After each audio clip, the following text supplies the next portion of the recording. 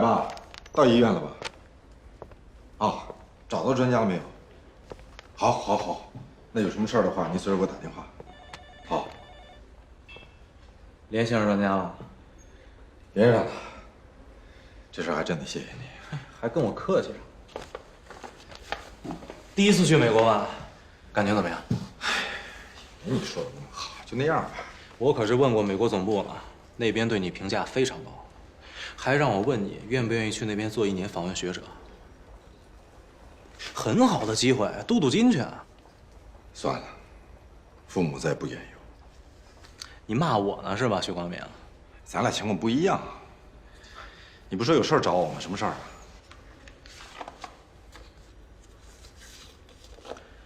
听说你从美国回来，先去了趟槟城。你怎么知道？啊，一个朋友约我说过去玩2天，去了之后才知道挺无聊的。光明，我别的不多说，咱俩同班同学，又是这么多年的兄弟，你得对得起我。什么意思呀？你那朋友干什么呢？你不认识？我不认识，你自己看。什么东西啊？你看看就知道了。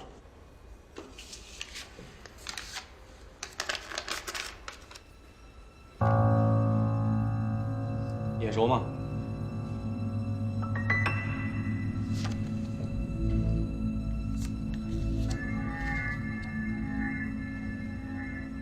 看见你找人监视我。我跟你说过多少回，不要再跟时珍药业那边的人有任何瓜葛。你倒是好，跑去参加人家周年庆典去了。谁请你去的？给你什么好处？哪有什么好处？我就过去喝杯酒，都是同行业的人，我去捧个场怎么了？你签过保密协议的。我签保密协议，我又没有签卖身协议。这个女孩的背景你知道吗？人家说了，马上就要离开时珍药业。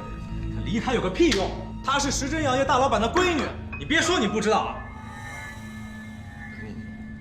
不光监视我，你还找人调查我，你太过分了！你别这么说话啊！我们从来不做这样的事儿。那照片哪儿来的？匿名信，直接寄到我办公室。你能想到是谁拍的吗？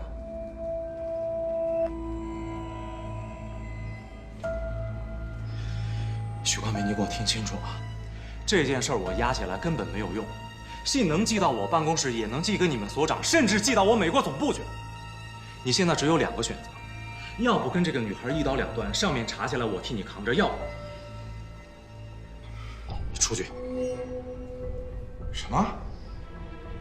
我出局？我们会全面接管你的项目，也会从你项目组里抽调骨干。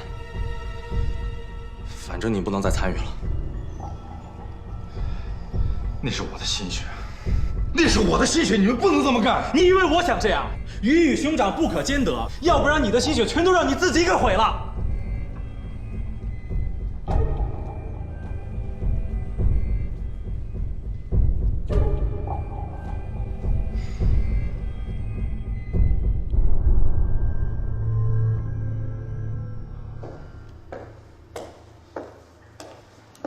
爸，看什么呢？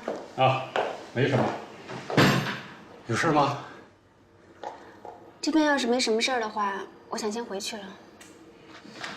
你难得来槟城一趟，为什么不多玩几天呢？许光明才走了2天，你就待不住了？您交代我的事情我都已经完成了，我还留在这里干嘛呢？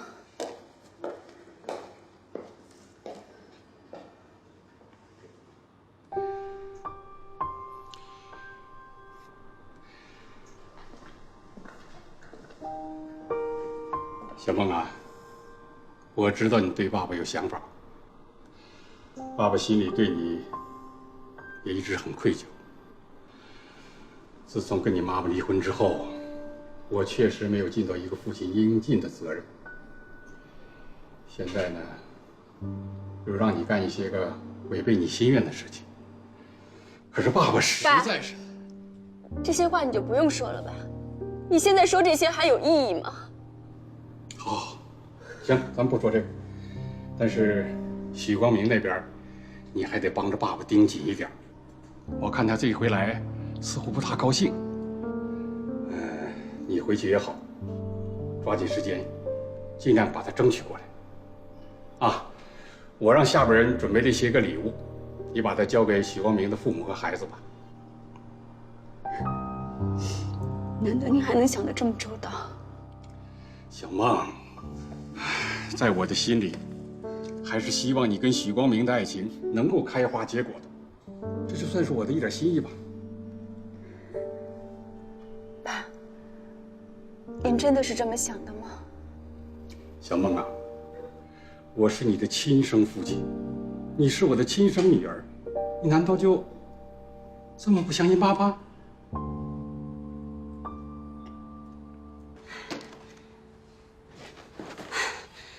累死我了！我说我什么都不带了，我爸非说不行，然后我给阿姨、叔叔买了好多东西。你看，这有西洋参，还有人参，我还给婷婷买了几个芭比娃娃，很多衣服。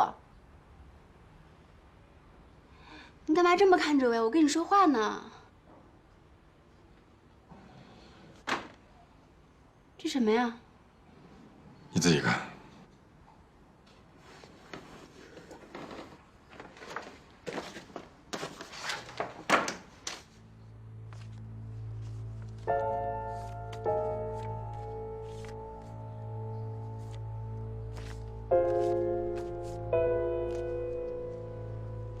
这哪来的？美国史密特公司给我的。他们居然偷拍你，他们这是在监视你。这不是他们干的。那这是谁干的？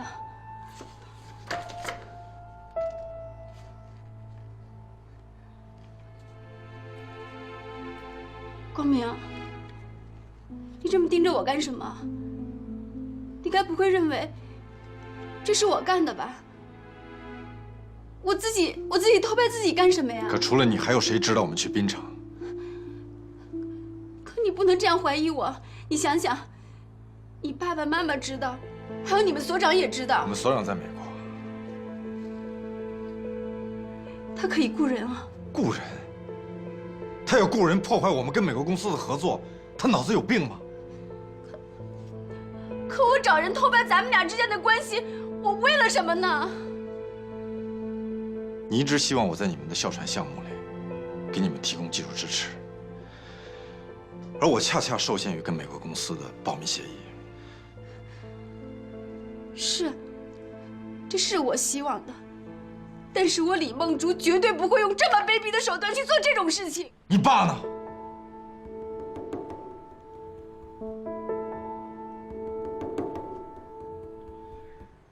你就不想知道美国公司怎么跟我说的吗？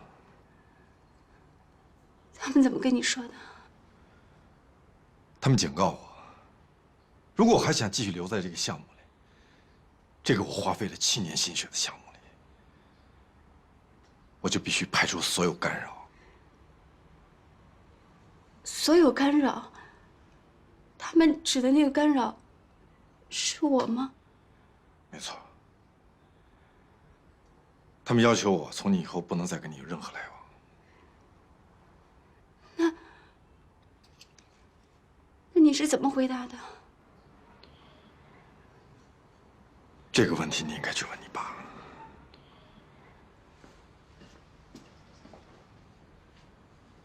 没错，是我指使人干的。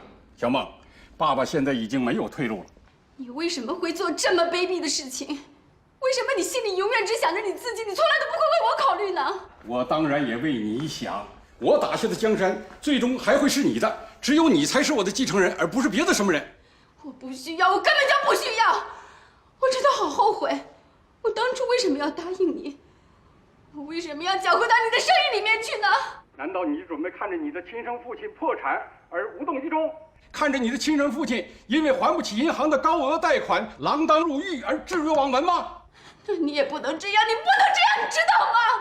小梦啊，你听爸爸说，这件事对你的爱情未必不是一件好事。